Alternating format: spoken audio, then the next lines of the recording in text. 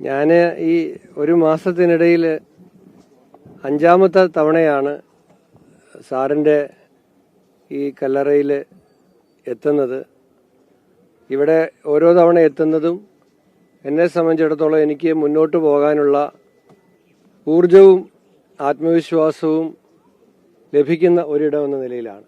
ഇവിടെ നിന്ന് പോകുമ്പോൾ എനിക്ക് ഒരു പുതിയ ഊർജവും ഉയർന്ന ആത്മവിശ്വാസവും ലഭിക്കാറുണ്ട്. MLA ആയി വിജയിച്ചതിന് ശേഷവും വന്നിട്ടുണ്ടായിരുന്നു.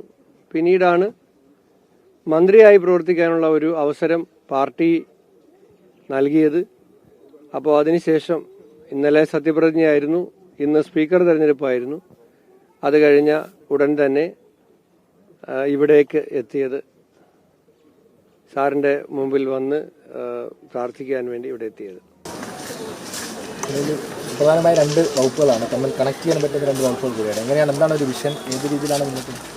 2 വകുപ്പുകളും അടുത്ത കാലത്ത് ഒന്നും ഒരു മന്ത്രിക്ക് കൈകാര്യം ചെയ്യാൻ കിട്ടിയിട്ടുണ്ടായിരുന്നില്ല.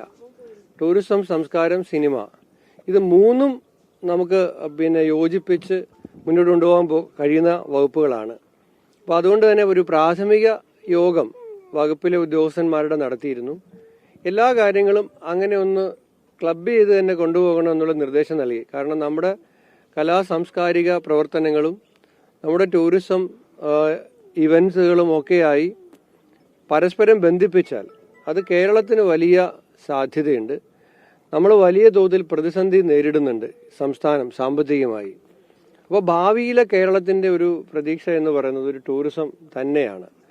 ആ സാധ്യതയെ പരമാവധി പ്രയോജനപ്പെടുത്താൻ ബഹുമാനപ്പെട്ട മുഖ്യമന്ത്രിയുമായും ഈ കാര്യം സംസാരിച്ചിട്ടുണ്ട്. അദ്ദേഹത്തിനും ഇതേ സംബന്ധിച്ച് വളരെ കൃത്യമായ കാഴ്ചപ്പാടുകളുണ്ട്.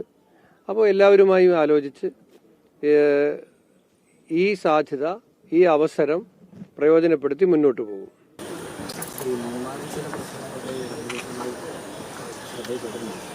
ഞാൻ ചോദിച്ചത് നന്നായി. ഞാൻ തൊട്ടടുത്ത ദിവസം തന്നെ മൂന്നാറിൽ പോയി അവിടുത്തെ സ്റ്റേക്ക് ഹോൾഡേഴ്സുമായിട്ട് നേരിട്ട് തന്നെ ഒരു യോഗം വിളിച്ചു ചേർക്കാൻ തീരുമാനിക്കുകയാണ്. ഞാനത് പിന്നീട് അറിയിക്കാമെന്ന് വിചാരിച്ചാണ്. ചോദ്യം ചോദിച്ചുകൊണ്ട് ഞാനത് ഇപ്പോൾ തന്നെ പറയുകയാണ്. കാരണം അത് മൂന്നാറിൻ്റെ ഒരു പ്രശസ്തിയെ, മൂന്നാറിലേക്ക് എത്തുന്ന വിനോദസഞ്ചാരികളെയും ഒക്കെ ആശങ്കയുളവാക്കുന്ന തരത്തിൽ ഉള്ള പ്രശ്നങ്ങൾ ഉണ്ടാകുന്നുണ്ട്.